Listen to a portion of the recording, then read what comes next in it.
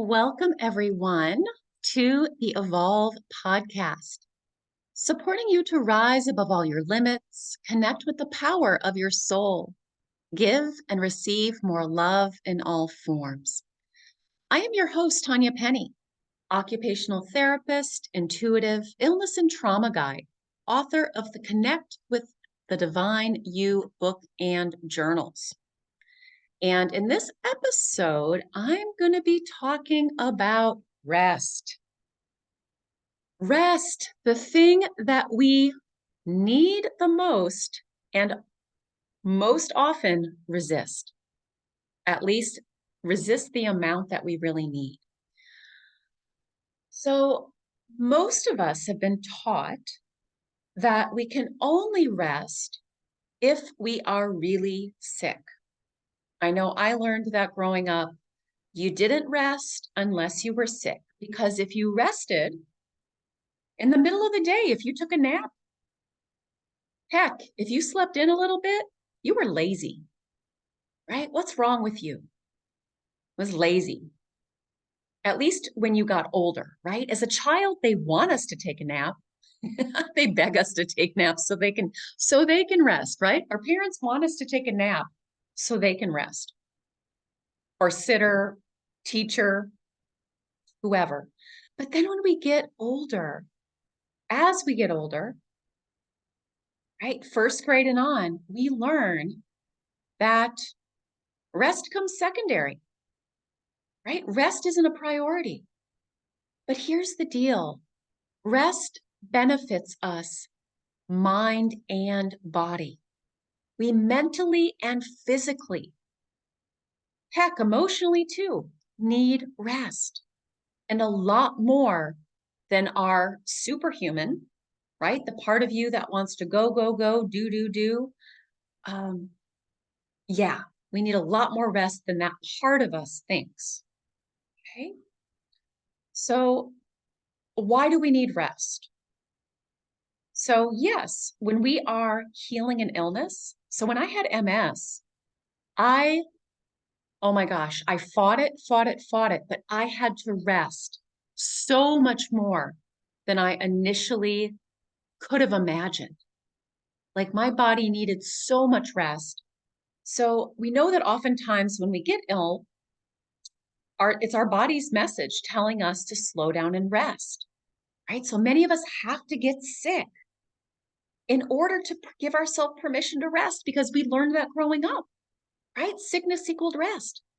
So MS was my pass to rest. And yet I still fought it, still pushed. Days when I felt good, I would push myself to do so much. And then the next day I would crash again. So we need rest for sure to maintain our health, but also when we are ill, whether it's acute or chronic, it is your body screaming for more rest. Trauma. So when we are healing deeper layers of trauma, we are going to need more rest. Okay, it's just a fact. Releasing trauma is exhausting. I know. I've been doing it for a very long time, still to this day.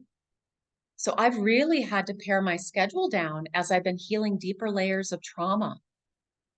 Intentionally healing deeper layers of trauma and intentionally looking at my schedule and building in more rest breaks because of that, knowing I'm going to need it. Now, I'm not saying that my superhuman doesn't fight it sometimes. Also, my people pleaser, right? My people pleaser. Oh, I got to do this for this person or that person to make them happy. And so I'm going to put my rest to the side. No, got to make time for your rest. And then it's also important whenever you're upgrading or up-leveling, as you want to call it, or integrating, right? Integrating, upgrading, when you're processing something. So I just got back from a retreat and you guys are going to laugh because I still fall into it. My superhuman still falls into it. I got back, got off the plane and was like, let's go to the beach. And my sweetie was like, okay. And I said, next time, grab me, grab me by the neck and be like, what are you thinking? Right? I had just taken a red-eye flight. I really needed to come home and rest and integrate, unpack, rest, nap. Not that the beach wasn't somewhat restful, but here's the deal, like it can be tricky. Beach can be restful and it's also still doing, right? Like if I would have came home and I would have cleaned the house. Um, anyways, you get my point, right? Anytime you're upgrading or integrating an experience, you also need more rest. And there's going to be a part of you that fights it. We're going to get into that in a little bit. So let's talk a little bit about types of rest. So a lot of times when people hear rest, they think about sleep, and that is one part of rest. So sleeping is really important. And I know that, some of the more recent research out there says you don't really need 7 to 8 hours or 9 hours. You know what? Everybody's different. And I know for myself, at this point in my life, I need at least 7 or 8. When I was healing MS, I needed more. I needed more sleep. And I don't mean just time you're in bed. Sleep is the time you're actually asleep. And then they also go deeper and look at how deeply you're sleeping, right? So really important sleep. And many of us, raise your hand with compassion and curiosity if you know you need more sleep. And again, it's not the time you're in bed, it's the time you're actually asleep and in deeper sleep. Another type of rest is napping. Okay, so I remember I had to read a book for one of my certifications called Take a Nap, Change Your Life. I highly recommend this book still. It's old, but Take a Nap, Change Your Life helped me come to, what's the word?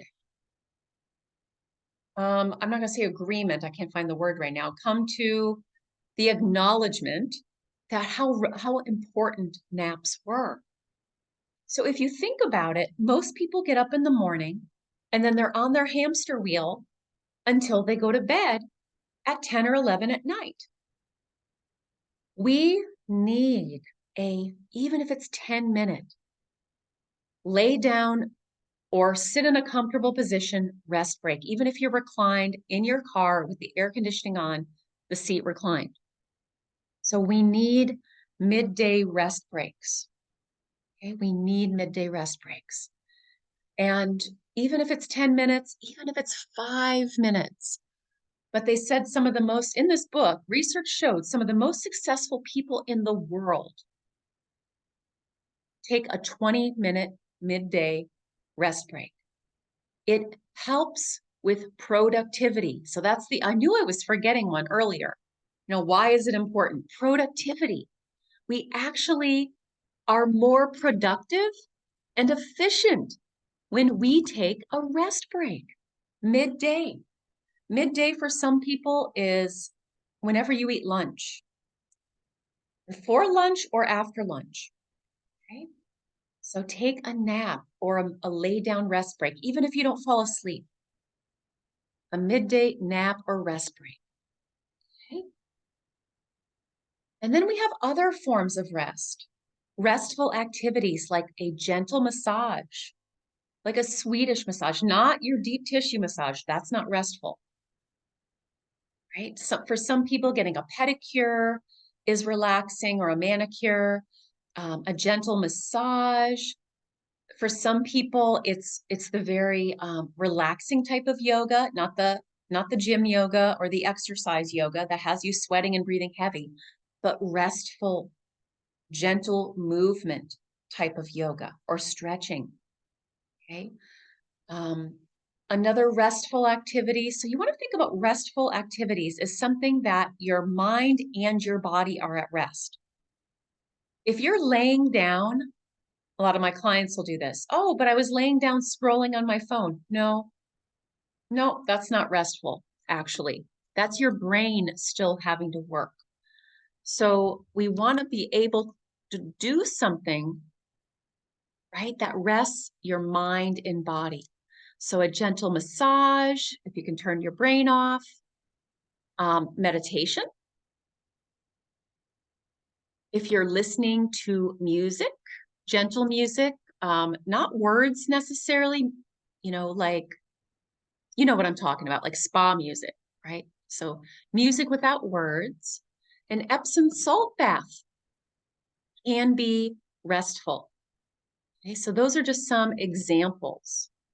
Reading, I know people will say it's restful, your mind is still working. So true rest is something that you're not doing anything mentally or physically. If you're laying on the beach or just sitting in nature, not doing anything else, that is rest.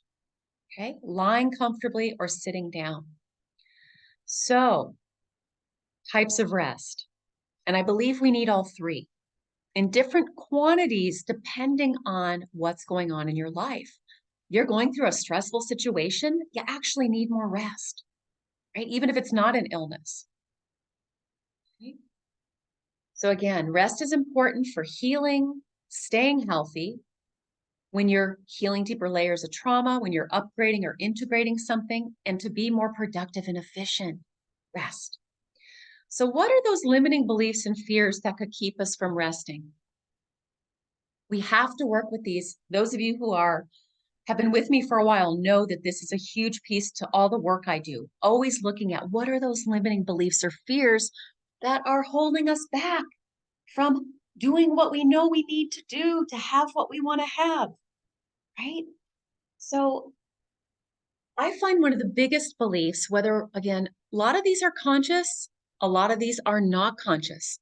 But when it comes to sleeping, I'm going to say one of the biggest blocks is it's not safe. Many of us had unsafe things happen in childhood, traumas, abuses, etc. And we might feel like it's not safe to sleep. Some of us might have I'm lazy, right? Unless I'm sick, I'm lazy if I rest. Some of you might have the belief, right? You don't rest unless you're sick. So only if sick. So I'd love for you to take some time to explore what are those limiting beliefs and fears that you need to work with so you can listen to your mind and body, your guidance system, and take the rest. Make time for the rest. Oh, that's another one. I don't have time. I'm just typing that one down as well so I don't forget that one. I don't have time. And then you want to find an opposite positive truth, so that you can actually not just put it in your calendar. So that's the next thing I'm going to go to, right? You want to schedule it. So schedule these rest, naps, sleep, massages, other things in your schedule. So schedule it, block out the time, and then you have to show up for it. In order for us to show up for it, we've got to do some shifting of these limiting beliefs and fears. So some truths you might use that you want to plant.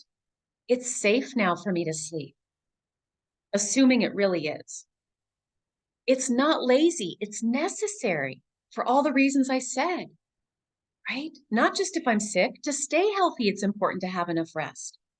And it's necessary to make the time, take the time, again, for all the reasons that I noted. So there is our little powwow on rest. And if you'd like to go deeper into receiving, making time for, assisting yourself to have more rest, you might want to join me for key number 6, Nurture Your Mind and Body program. You might want to check out if sleep is the thing you struggle with. You might want to check out my Sleep Symptoms Speak program. You may want to schedule a private session with me to go deeper into this, and you can find all those links below. So thank you for joining me for the Evolve podcast. Feel free to share this episode with anybody that you think would benefit. I'm telling you, everyone on the planet needs more rest. and without guilt. I'm still working on that. I took a retreat last week. Haven't done that in a while. Even though I've taken vacations, I haven't taken a retreat by myself without my sweetie. And I host retreats, but that's not the same thing. I'm working, right? So, rest, the thing we need the most, and usually fight, resist. All right. Sending you lots of love and compassion and courage moving forward, incorporating rest more into your schedule. Namaste.